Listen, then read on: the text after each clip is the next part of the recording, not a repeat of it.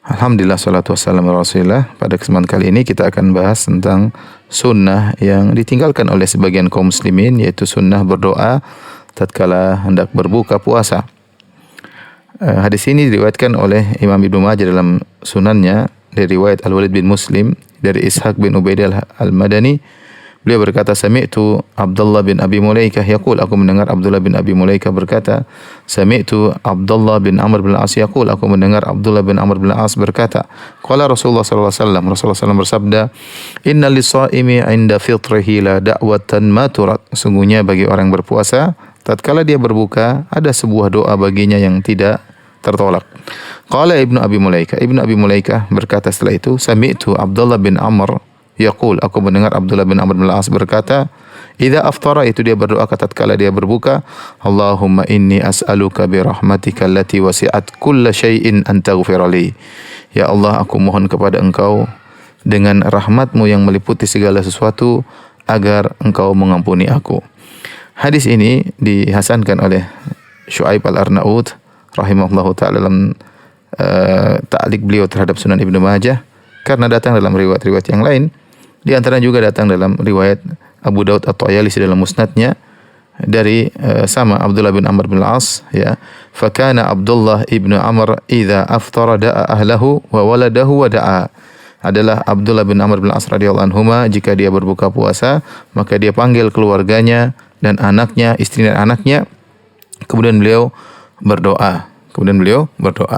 Maka dengan ini sebagian ulama menghasankan hadis ini. Fikih yang bisa kita ambil dari hadis ini bahwasanya dianjurkan bagi seorang yang inda fitrihi, tatkala dia hendak berbuka maka hendaknya dia berdoa. Sebagian ulama memandang bahwasanya doa tersebut menjelang berbuka. Ini pendapat Syekh Utsaimin rahimallahu taala. Kenapa? Karena tatkala seorang menjelang berbuka terkumpul sebab-sebab untuk dikabulkan, yaitu dia dalam kondisi lagi sangat hausnya, lagi saking laparnya, di penghujung ibadahnya, kemudian dia mengadakan kedua tangannya meminta kepada Allah Subhanahu wa taala, maka ini sangat mudah untuk dikabulkan. Dan ini yang dipraktekkan di Mekah dan Madinah. Kalau kita sedang puasa di bulan Ramadan, kita melihat bagaimana banyak orang yang mereka berdoa menjelang berbuka, dan mereka juga praktekkan bukan cuma di bulan Ramadan. Demikian juga puasa Senin Kamis dan puasa-puasa lainnya. Kebanyakan orang sebelum berbuka mereka mengadakan kedua tangan mereka lantas berdoa agar berharap doa mereka dikabulkan oleh Allah Subhanahu wa taala. Sebenarnya Allah memandang bahwasanya doa setelah berbuka tidak mengapa, ya. Wallahu alam bisawab. Tapi saya lebih condong bahwasanya doa tersebut menjelang berbuka, karena disitulah nampak seorang lagi rendah-rendahnya, lagi susah-susahnya. Karena itu diantara sebab dikabulkannya doa, sebagaimana pendapat Syekh Utsaimin rahimahullahu taala. Kemudian tatkala kita berbuka, apa yang kita baca? Ya, kita baca Bismillah, kemudian kita makan korma, kemudian kita minum air. Setelah itu kita baca apa?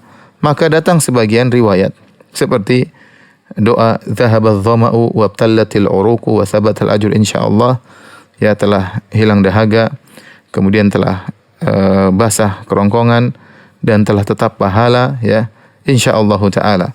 Hadis ini hadis yang juga diperselisihkan oleh para ulama, diriwayatkan oleh Imam Abu Daud dalam sunannya.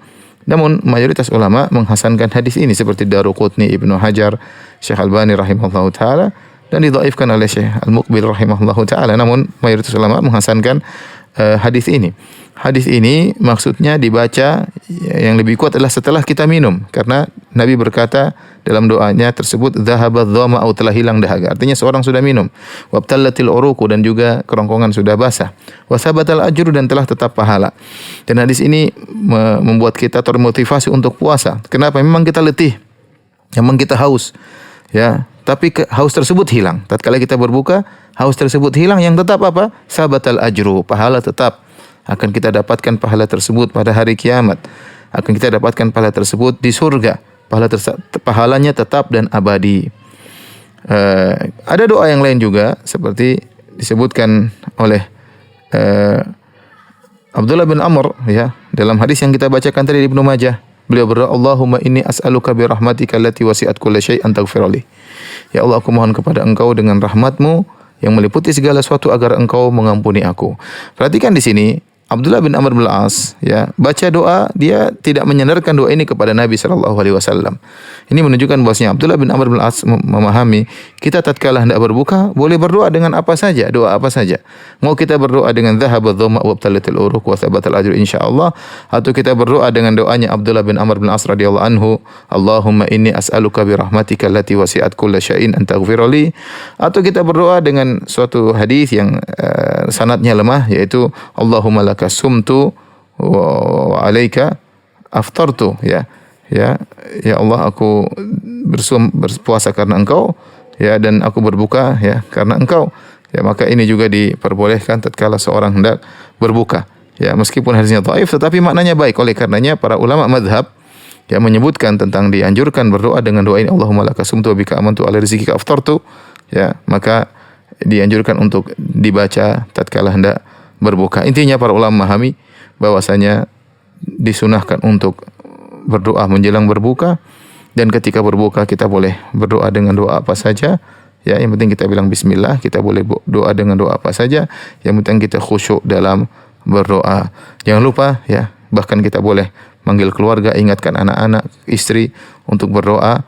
Ya, karena sebagaimana dipraktikkan oleh Abdullah bin Amr bin Al-As, beliau mengajak istri anaknya untuk berdoa kepada Allah Subhanahu wa taala. Semoga puasa kita diterima, dan jangan lupa untuk berdoa menjelang berbuka karena itu doa yang tidak ditolak oleh Allah Subhanahu wa taala. Wabillahi taufik. Assalamualaikum warahmatullahi wabarakatuh.